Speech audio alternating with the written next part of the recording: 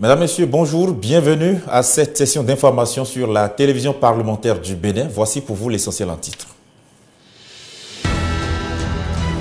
Audience au cabinet du colonel Assimi Goïta au Mali, des parlementaires de l'Assemblée législative de transition du Burkina Faso sont allés rencontrer le président de la transition malien. Plusieurs questions de coopération ont été abordées entre les deux parties.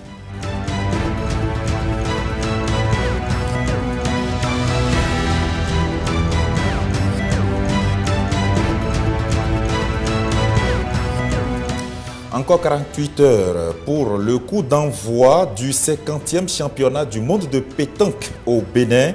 À quelques jours du lancement de cette compétition mondiale, le bureau de l'Assemblée nationale est allé rencontrer la sélection nationale qui sera au front à partir du samedi.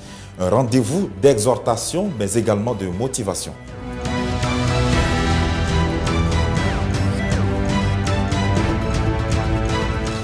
Plus ancré que jamais dans les habitudes, le chapeau appelé gobi est très prisé par les populations de la ville capitale. Vous le verrez à l'occasion des cérémonies et autres manifestations. Mais le port du gobi n'est pas toujours anodin. Vous entendrez les explications de certains connaisseurs de cette philosophie vestimentaire.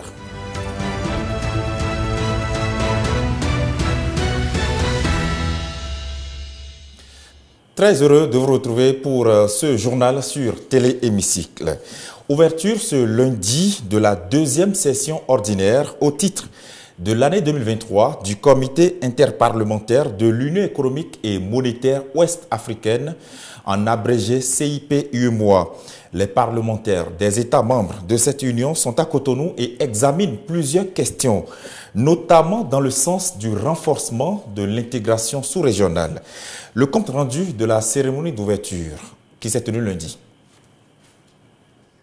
Ils sont venus des divers États membres de l'Union économique et monétaire ouest-africaine pour participer à cette session à Cotonou. Ces élus se retrouvent à l'occasion de la deuxième session ordinaire au titre de l'année 2023 du CIP-UEMOA. Ceci pour réfléchir autour du thème « La mise en œuvre des règles communautaires de concurrence et la zone de libre-échange continentale africaine, les défis et opportunités ainsi que le commerce électronique au centre du débat parlementaire. » La présente session ordinaire, qui s'ouvre ce jour 4 septembre 2023, aura à traiter 3 sujets qui, pour nous, revêtent d'une importance capitale dans la vie de nos communautés.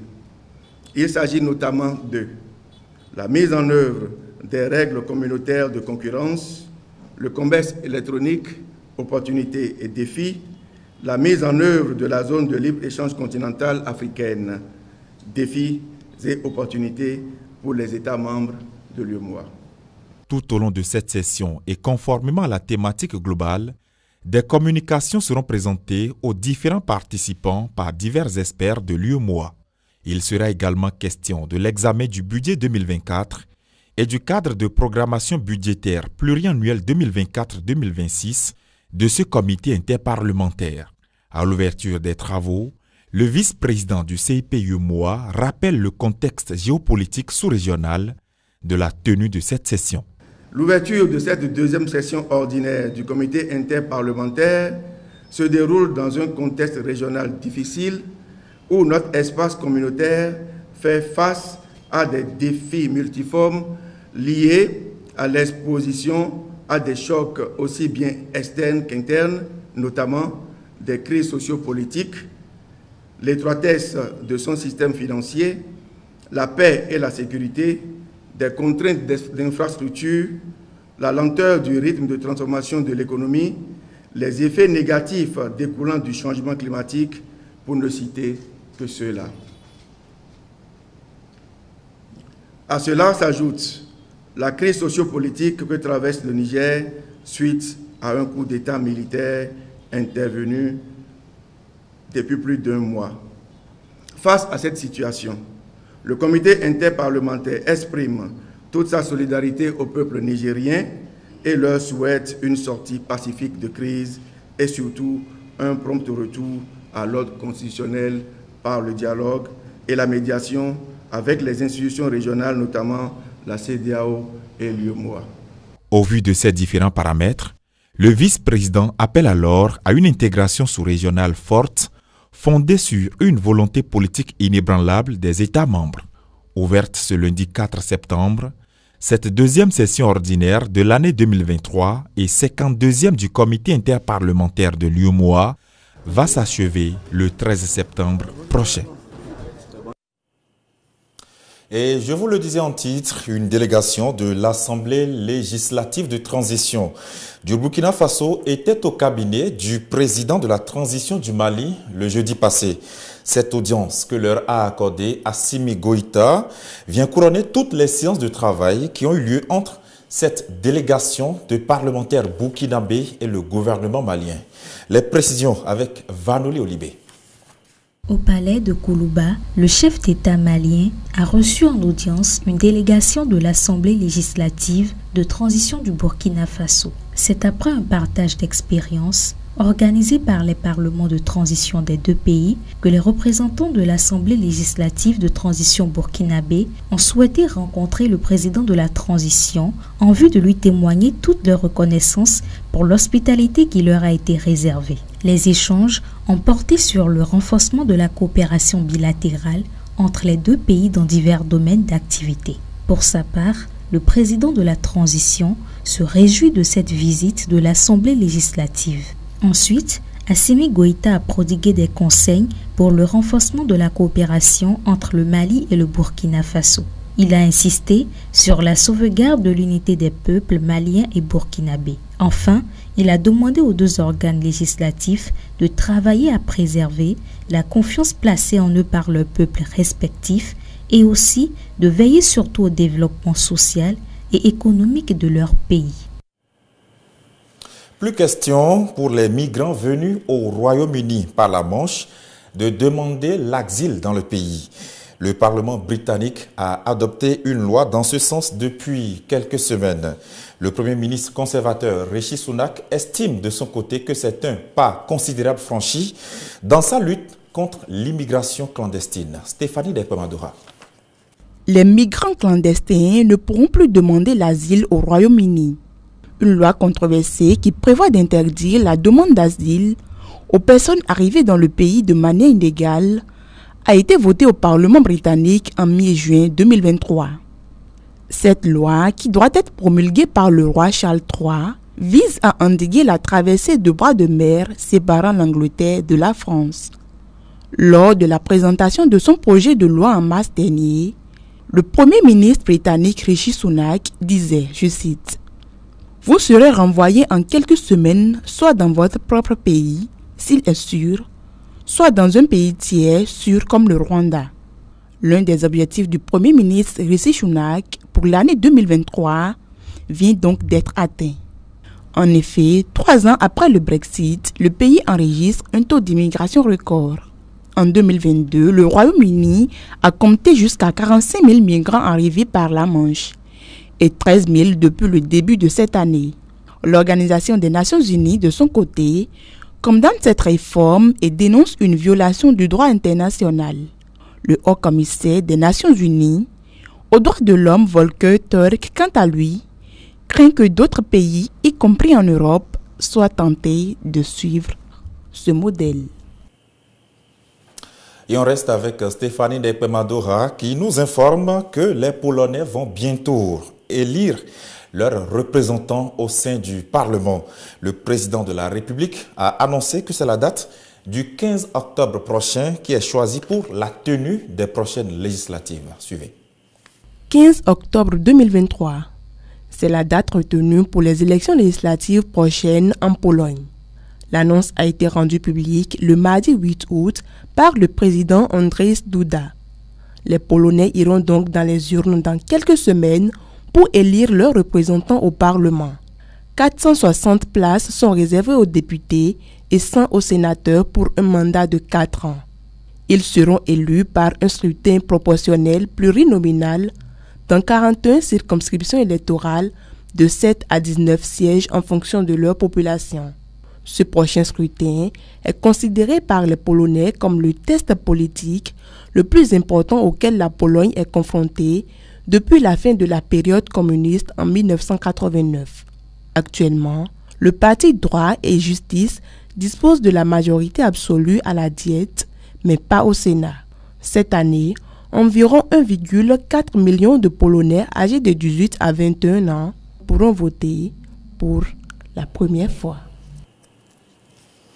C'est un élément dont je vous parlais dans le sommaire tout à l'heure. Le 50e championnat du monde de pétanque démarre au Bénin à partir du samedi. En prélude à cet événement, l'équipe nationale des sports boules a reçu la visite du bureau de l'Assemblée nationale. Loïc Béounou-Vlavonou et ses pairs ont rencontré dans l'après-midi du lundi ses ambassadeurs sportifs. C'était justement à la place de l'Amazone de Cotonou où ils étaient en pleine préparation. Suivez. Loïc Béounou-Vlavonou, devenu bouliste de circonstance, ainsi que Chantal Haï. Le président de l'Assemblée nationale et la deuxième questeur du Parlement ne sont pas les seuls dans cet exercice sportif. Djibril Amadou, premier questeur du Parlement. À quelques jours du lancement officiel du 50e championnat du monde de pétanque, le bureau de l'Assemblée nationale est venu rencontrer la sélection nationale en pleine préparation. L'honneur de toute la nation est dans vos mains. Et nous, les représentants du peuple, nous pouvions rester à l'écart de ce grand événement qui se produit dans notre pays. Et vous savez que le 12e joueur par rapport au foot, c'est ceux qui sont à la touche en train de pousser, Notre visite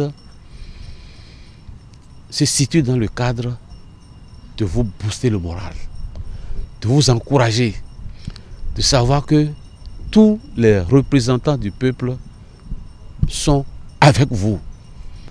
Donc quand vous nous voyez ici maintenant, je suis accompagné des membres du bureau et ensemble, nous représentons la nation tout entière. Et pour que vous vous sentiez que tout le Bénin est derrière vous, tout le Bénin vous encourage, tout le Bénin sera fier de ce que vous allez nous rendre. Et au rendu, je pense que nous ne serons pas déçus parce que j'ai vu que vous avez le moral. Du moral, ils en ont, ces jeunes Béninois qui seront au front pour défendre les couleurs nationales à domicile et face au monde entier. Après avoir accueilli la délégation des parlementaires, les encadreurs de l'équipe nationale des sports boules se confondent en gratitude. La deuxième personnalité du Bénin pour venir bénir l'équipe. C'est samedi que ça va démarrer et le président de l'Assemblée a choisi de venir nous voir. Ça, c'est déjà un remontant très très fort. Un remontant très fort. Que Dieu bénisse ça, Monsieur le Président. J'étais venu jeter un coup d'œil et je suis rentré dans cette belle visite d'encouragement et de soutien du président Vlavonou, président de l'Assemblée nationale, avec les membres du bureau. C'est un symbole très fort et les mots dits par le président étaient très forts. À l'occasion de cette descente, le président de l'Assemblée nationale et ses pairs, membres du bureau de l'institution, ont fait le tour des lieux en préparation. Une petite visite guidée des installations et équipements déployés par le gouvernement pour un confort optimal des délégations attendues pour cette compétition mondiale. Et au cours de cette visite à l'équipe nationale de pétanque, les différents membres du bureau de l'Assemblée nationale ont prodigué plusieurs conseils, des exhortations à la détermination et à la concentration, avec même des promesses vis-à-vis de ces jeunes. Dans la foulée, le premier vice-président de la Fédération béninoise de pétanque a également pris un engagement au nom des dirigeants de cette discipline. Suivez.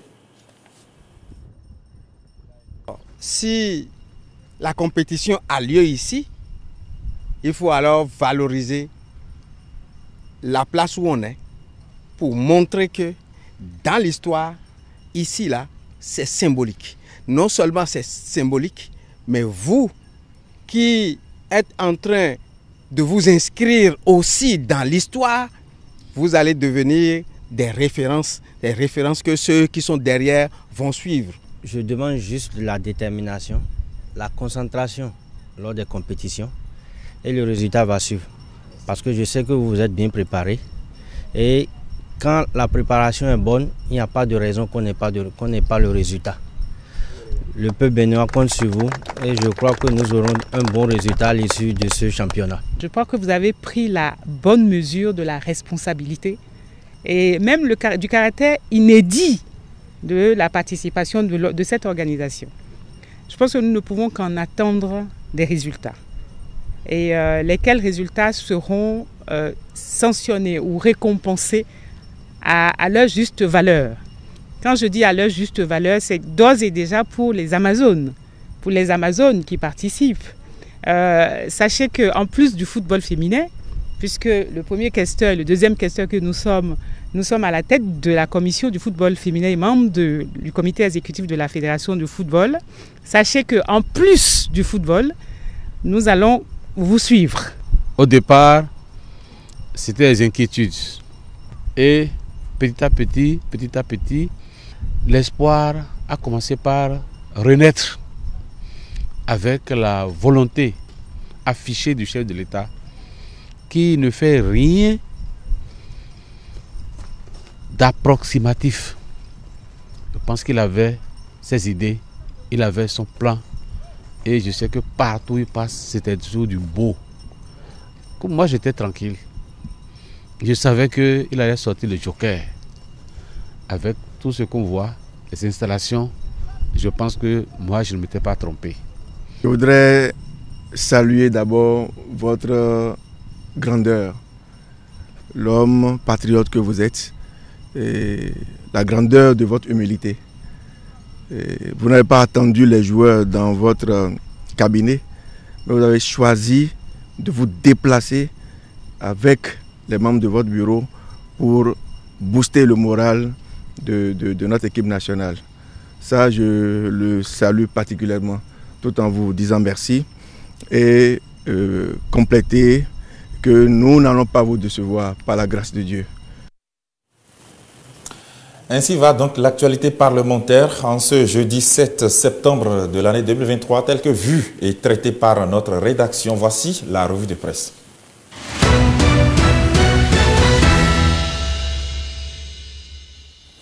Comme chaque jour, nos confrères abordent divers sujets dans leurs différentes publications. Et en ce jeudi, comme depuis le début de cette semaine, c'est Saturne Djossou qui fait le tour des quotidiens parus pour nous. Suivez. Mesdames, Messieurs, bonjour. Quelques journaux se rattrapent sur l'actualité parlementaire du début de cette semaine. Le pays émergent revient sur l'ouverture de la 52e session ordinaire du comité interparlementaire de l'UEMOA.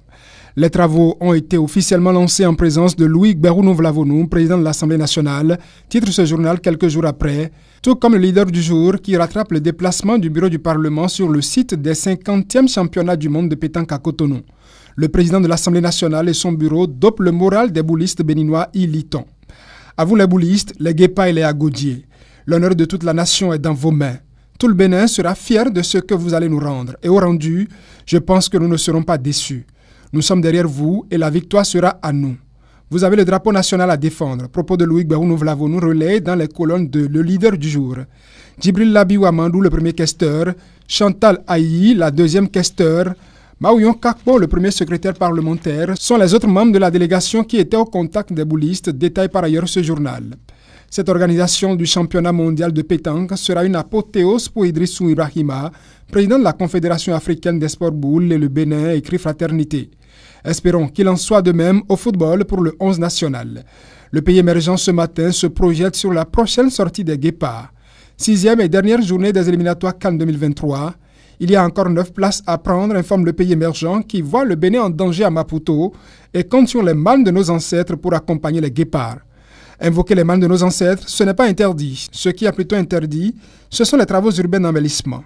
C'est du moins ce que rapporte également le leader du jour. Pour éviter les décaissements fictifs et inutiles lors des fêtes nationales et de fin d'année, Talon interdit les travaux urbains d'embellissement au maire et au SE, titre le journal avec dans ses colonnes une correspondance portant la signature du président de la République.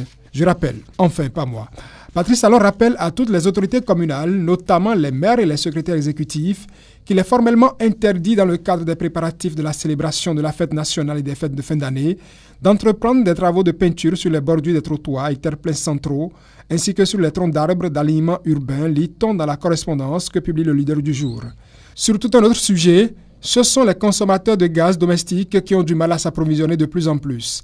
Fraternité de ce jeudi s'intéresse au calvaire qu'ils vivent. Commercialisation de gaz domestique à Cotonou et environ, le journal raconte la quête désespérée dans les stations-service et donne la parole à des responsables d'associations de consommateurs. C'est une pénurie artificielle créée juste pour augmenter le coût, estime Robin Akrombessi. Avis que semble partager Ernest Baguidi, pour qui ce sont les commerçants véreux qui se plaisent à développer la spéculation. Bon, les sujets dans la colonne des journaux, ce n'est pas du gaz. Lorsque je dis que c'est fini pour ce qui nous intéresse, ce n'est pas de la spéculation. À demain. Voilà, demain nous allons retrouver Saturnin Josso pour une autre revue de presse. Voici la page magazine de cette session d'information.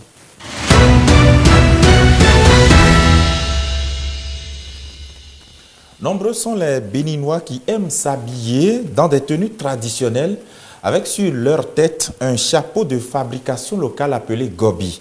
C'est un style vestimentaire très prisé par des ressortissants de la ville de Porto Novo, mais qui est également très répandu au-delà de la capitale du Bénin. Seulement, le port du chapeau gobi n'est pas normalement anodin. En effet, qu'il soit orienté vers la droite ou la gauche ou encore vers d'autres directions sur votre tête, le gobi délivre un message spécifique, notamment concernant le porteur. Ilyas Adeleke et Octave Adjo.